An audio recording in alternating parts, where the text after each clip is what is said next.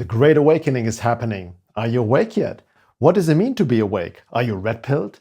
Do you take pride in having taken the proverbial red pill, and do you feel maybe a bit superior to others who you call asleep? Well, what is the truth? Do you know the truth about yourself? Do you know thyself? Many questions for self-reflection, which I ask myself all the time as I put the mirror on myself as well. In this video, I will address some of them as we explore the idea of what it means to be awake, as well as the common misconceptions about it.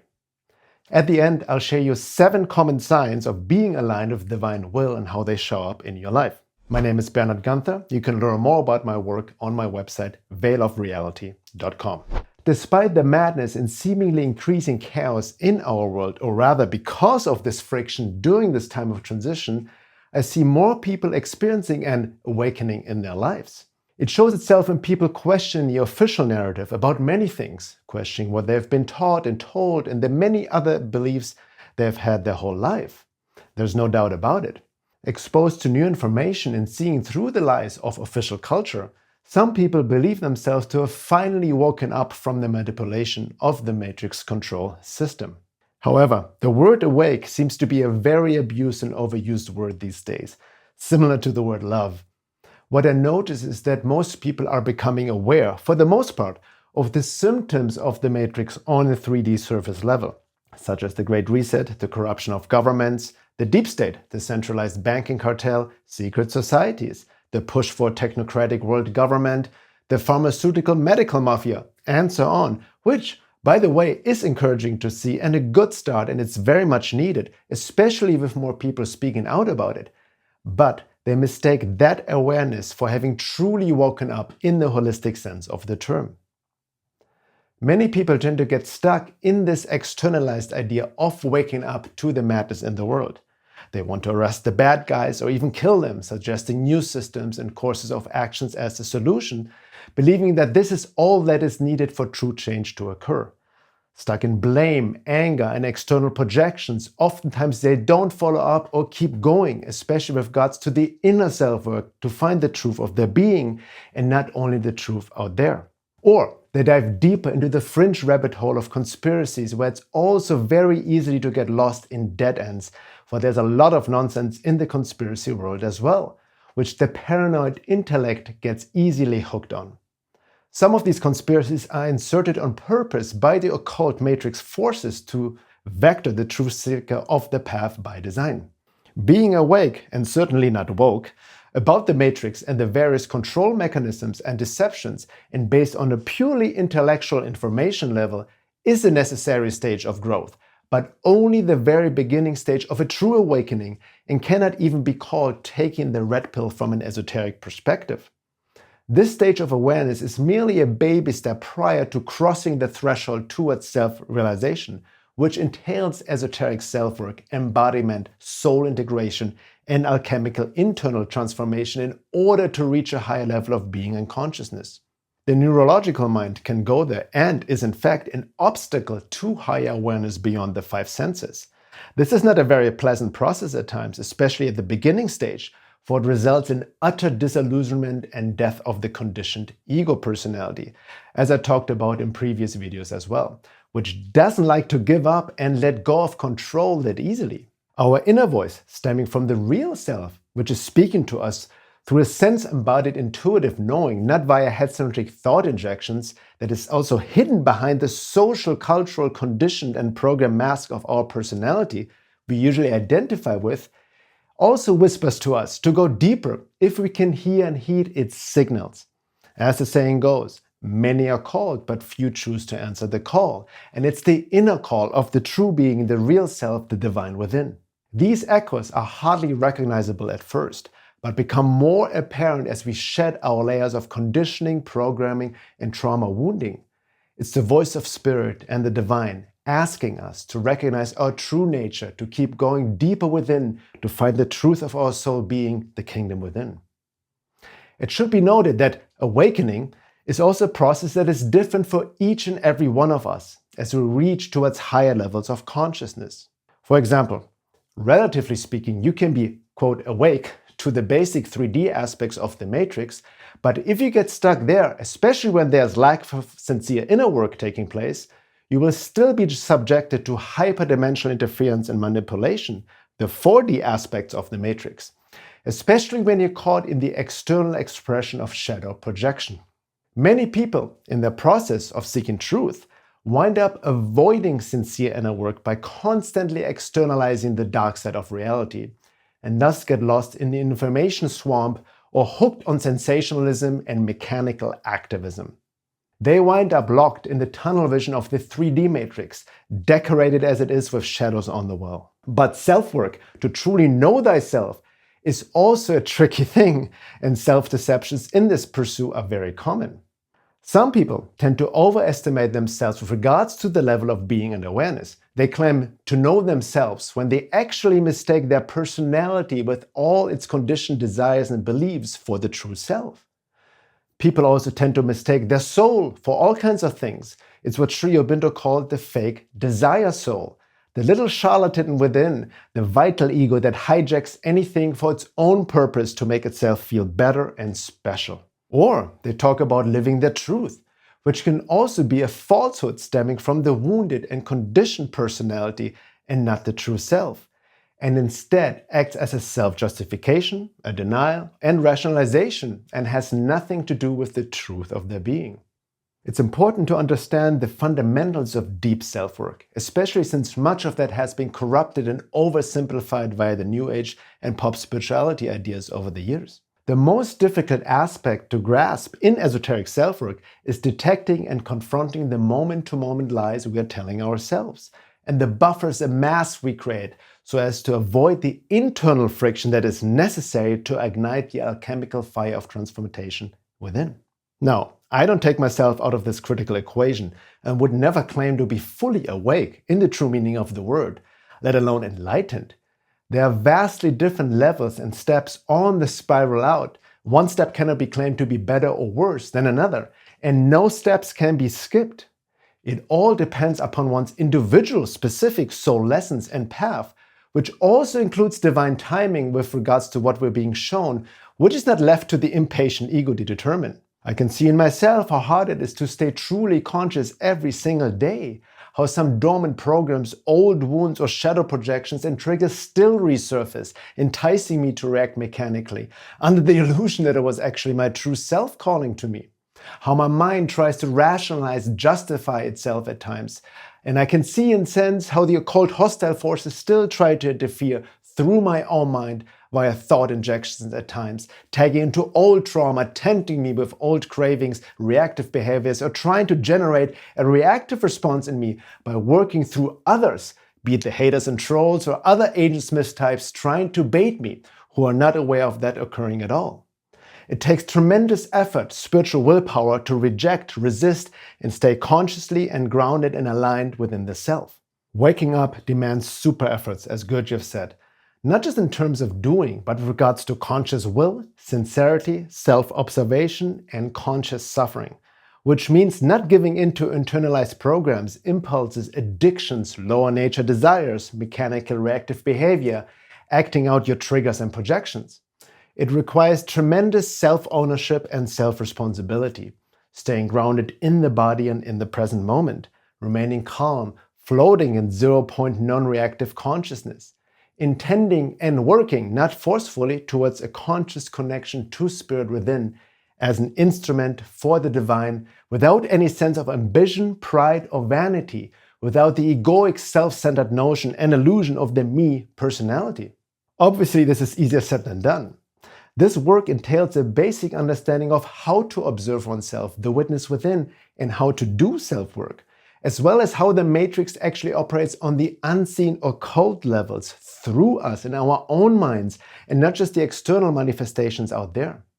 You can learn more about this topic in this little video I made called The Matrix of Control Beyond the 3D Manifestation, and I also gave a talk about it a while back. Both videos are linked below. There's also way more information on this topic on my website, veilofreality.com. Okay, but what does it actually mean to be truly and fully awake? Well, we are entering slippery territory here, a place where we meet the limitations of words and language. It's something the mind cannot comprehend via thought process or language decoding, for it is an internal experience beyond thought, emotions, and feelings, a higher state of being. As Lao Tzu said, the Tao that can be told is not the eternal Tao, or the classic Zen metaphor mistaking the finger pointing to the moon for the moon. To point at the moon, a finger is needed, but woe to those who take the finger for the moon.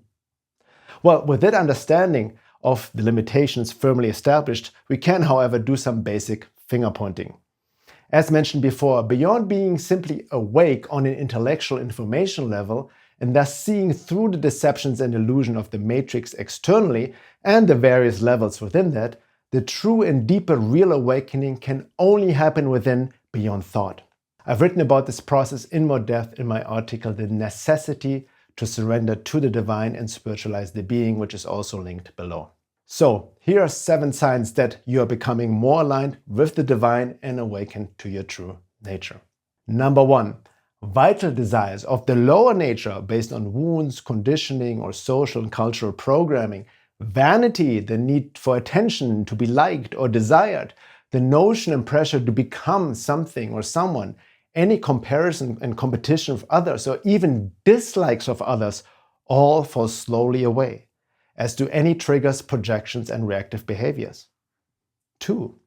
There's a deep and embodied sense of peace and trust, of faith, and being taken care of as in trusting the flow of life, knowing that any challenge that will come up serves as a deeper lesson for the purpose of a true awakening. 3.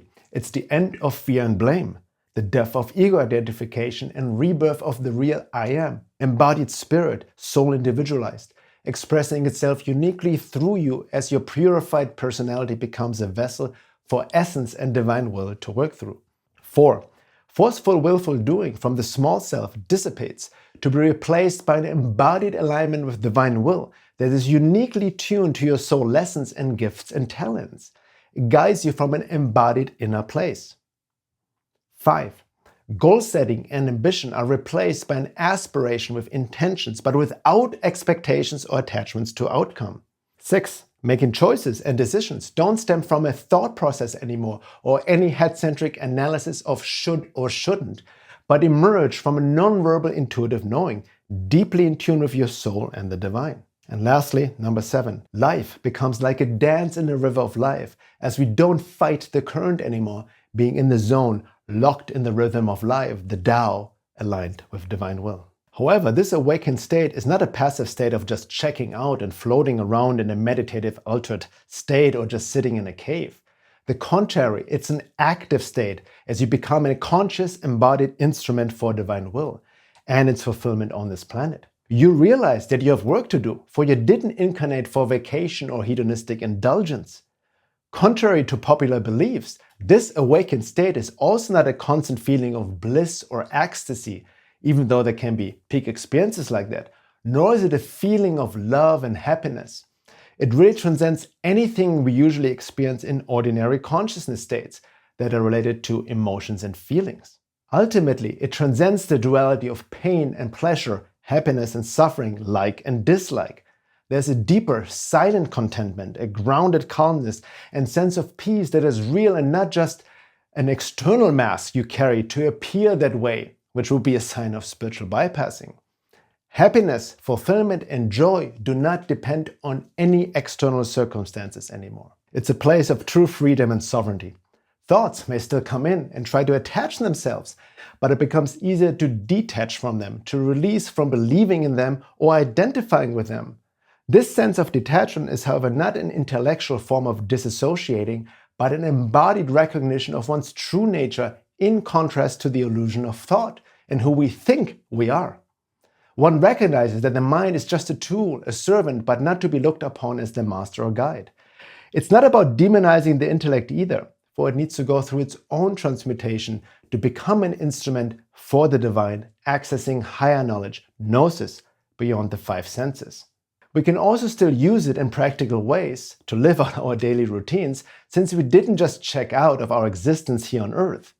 On the contrary, we are more involved with reality, more embodied and fully embracing of life, and whatever this dance may bring in full conscious participation with this rhythm of life, we will participate in, yet without attachment. The saying applies here: before enlightenment, chop wood, carry water, and after enlightenment, chop wood, carry water. So, how do we get to this awakened state of being, the truth of our being, and hence the truth of all? This is the process of the great work, as it has been called throughout the ages, and soul evolution over many lifetimes until the soul is ripe enough to make its call and you answer it via engaging in this process consciously with full commitment. Once you answer the call sincerely, divine help and grace will assist you and doors open where there have been no doors before. But it also requires a death rebirth process as you cross the threshold to the second birth, as it's called in some esoteric teachings. A sacred sacrifice to offer yourself to the divine without bargaining and without demands. So, do you really want to awaken and surrender to the divine, or do you want to awaken on your own terms? In the words of Adyashanti, the truth of the matter is that most people who say they want to awaken don't actually want to awaken. They want their version of awakening. What they actually want is to be really happy in their dream state, and that's okay if that's as far as they've evolved. But the real sincere impulse towards enlightenment is something that goes far beyond the desire to make our dream state better. It is an impulse that is willing to subject itself to whatever is needed in order to wake up.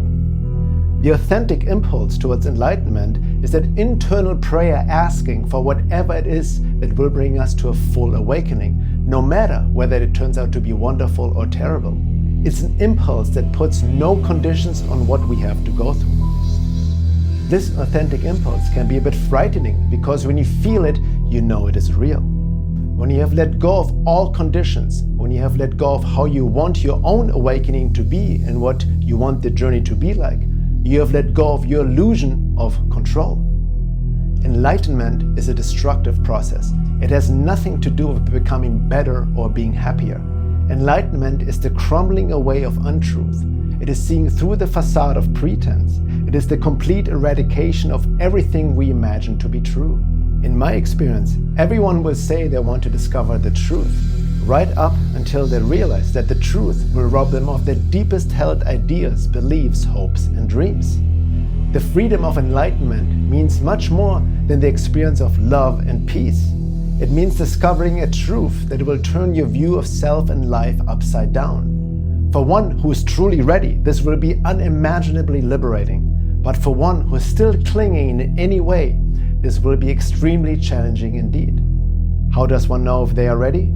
One is ready when they're willing to be absolutely consumed, when they're willing to be fuel for a fire without end.